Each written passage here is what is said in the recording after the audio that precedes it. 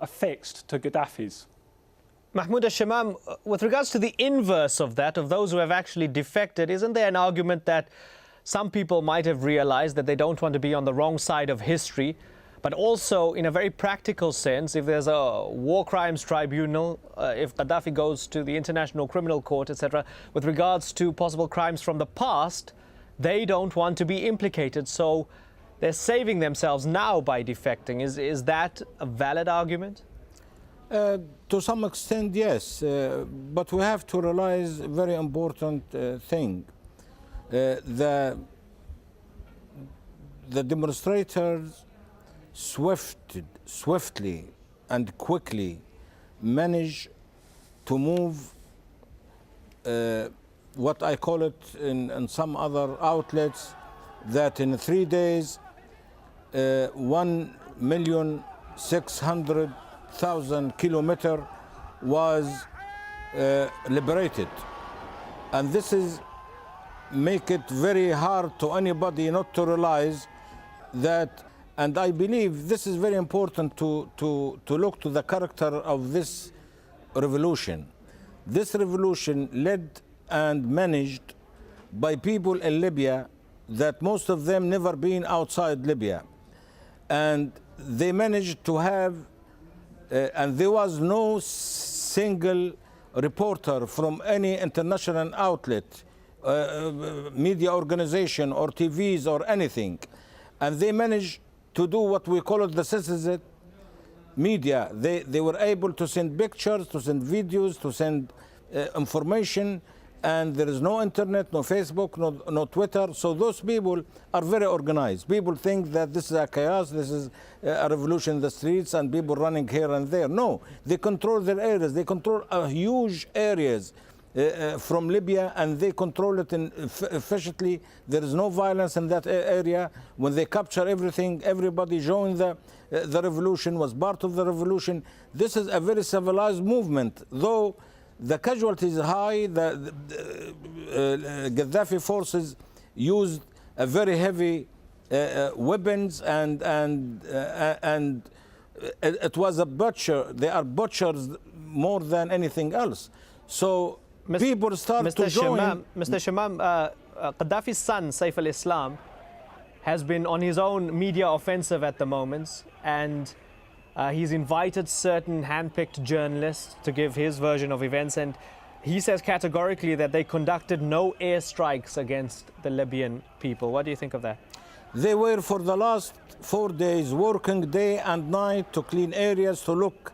Tripoli looks like a normal city, and we warn against it. We warn the media, and we help them to come from the eastern part, from Saloum, and they come starting from the eastern part. We know that there is public relations of firms in Europe, especially in Italy. They paid a lot of money, but last night Reuters was reporting from Libya that demonstrators inside Tripoli are controlling some of the Tripoli. So we know that Tripoli is very tough. We know that he has the power, he has the money, but the PR media will not change the image that everybody see in the world.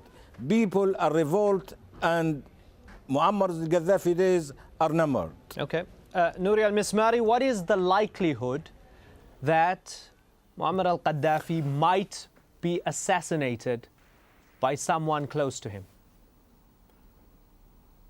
Well, first of all, I would just, with my respect to Sir Hamilton and Mr. Shamam, there are no loyalty around him. It's a force majeure. What I mean with that the people who are around, it's a matter of survival. If he falls down, they will be judged for their crime or what they have done.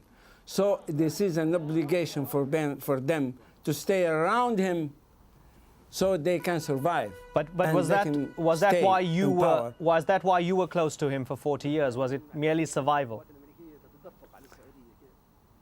No, I don't mean that. I don't mean people around him now. I mean now, in this moment, around him, it's for survival. Because if he falls down, troubles will happen to them. They will be judged for their crimes, what they have done in the past when we were with him. I was not with him. I am a pure diplomat. And I have nothing to do. I am not even the chief of protocol of Gaddafi. I am the general state protocol chief, no more than that. And I am in charge of the diplomacy in Libya, a relationship with the embassies. And you can refer to those embassies, how I was with them and what was my relation. I wanted to do a best image of my country internationally, no more nor less. I never tried to polish anyone, any people, either him or either anybody from his circle, to polish his face in front of the others or internationally. I polished and gave the image of my country, no more nor less, in a civilized way. So I never been around with him. I had to do my job internationally, even with him. I never followed him in his visits inside Libya. I was with him for his international visits or receiving head of states coming to Libya. And they mispoint something like that. I feel very sorry that there are some head of the government, they knee in front of him and they kissed his hand. Mm-hmm. How they feel now? Being kneeling in front of him and kissing his hand. How they feel now? I think they are embarrassed of what they have done. Thank you, sir. What about the question about the possibility that I mentioned initially, the possibility of him being assassinated by somebody close to him? It could happen, but maybe who will do it, he thinks that he will get out of charges of what he has done in the past.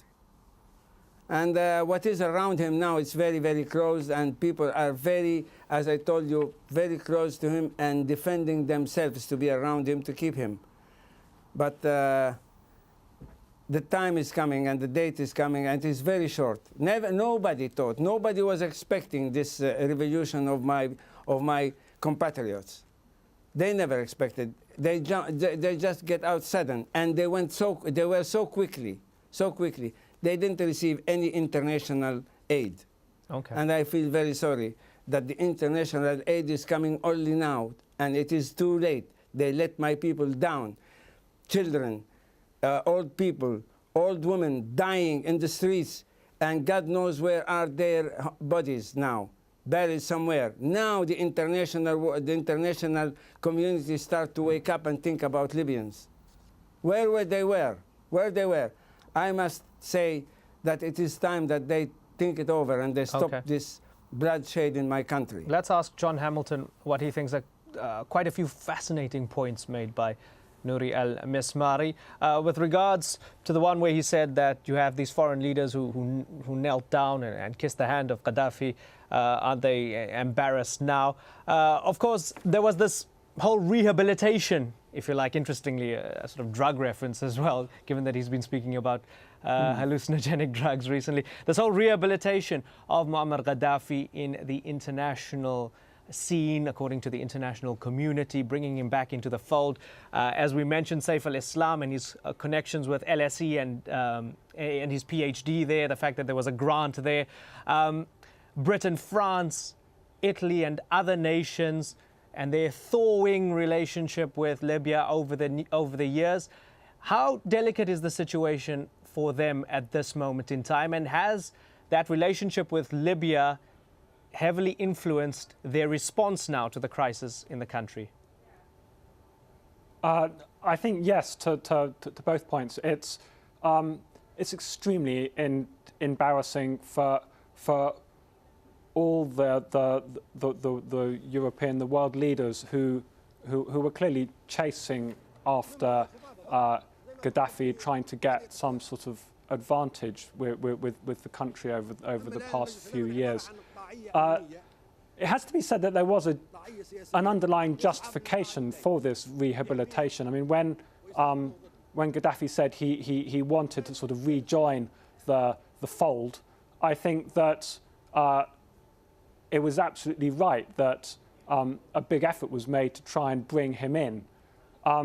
But looking back with hindsight now, I think we have to say that often it went too far, and much too much faith was put into the extent that Gaddafi had actually changed the way he did business. And I think a blind eye was turned to a lot of terrible things which were still going on. We decided we were going to believe Saif al-Islam al-Gaddafi when he said that he was really interested in liberalising and that perhaps any time soon a constitution might be introduced into the Libyan system.